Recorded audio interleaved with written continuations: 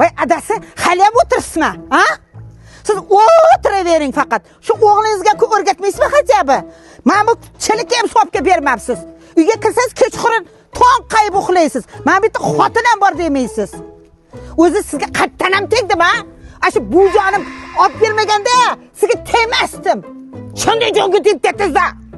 O'g'lim, Voy dada, echki qani? echki molxonada dada.